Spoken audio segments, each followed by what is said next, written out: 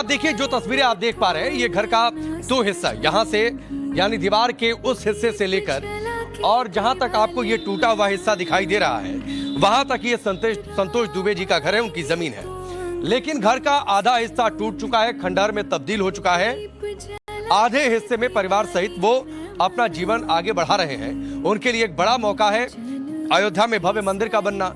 उनके लिए एक बड़ा मौका था सुप्रीम कोर्ट का ऐतिहासिक फैसला, क्योंकि राम मंदिर आंदोलन में, बाबरी विध्वंस में वो सबसे आगे की पंक्ति में रहे हैं। मैं अंदर चलता हूं, आपको घर की थोड़ी सी तस्वीरें दिखा दूंगा कि किस हालत में घर है। उसके बाद मैं संतोष दुबे से बातचीत भी करूंगा।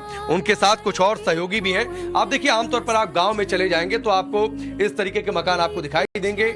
अयोध्या में, बड़े शहरों में आप ऐसे घरों की कल्पना फिलहाल कर नहीं सकते हैं। तो मैं धीरे से आगे चलता हूं, आंगन की ओर चलता हूं और आप देखिए ये तार बेतरतीब तरीके से लटके हुए हैं।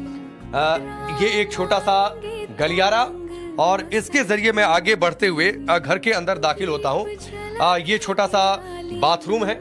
आमतौर पर आप शहरों में जाएंगे तो बड़े लेविश बाथरूम होते हैं, तमाम सुविधाएं होती हैं, शॉवर्स होते हैं, लेकिन ऐसा कुछ इनके घर में आपको दिखाई नहीं देगा। मूलभूत जीवन कैसे चलता रहे, इसकी व्यवस्था की गई है इस घर में। और देखिए, अब मैं अंदर आंगन में दाखिल हो चुका हूं।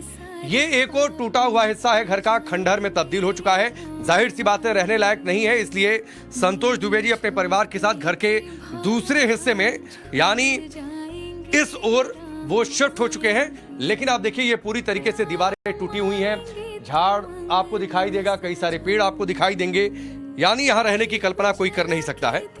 कुछ पशुओं के लिए घर इन्होंने बनाकर रखा हुआ है, रूम रखा हुआ है।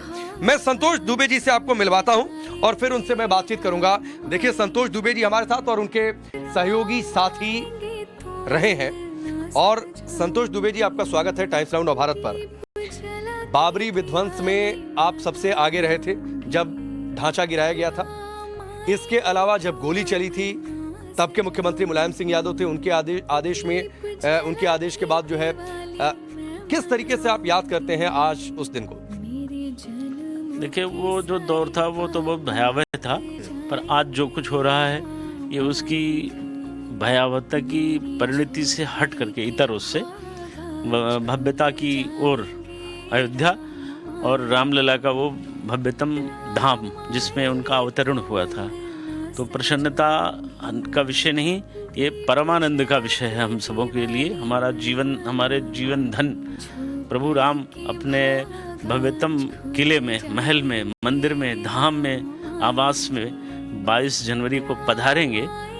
तो मेरे लिए तो ये अत्यंत सुखदायी, प्रसन्नता का, ब्रह्मानंद का, परमानंद का, धर्मानंद का विषय है।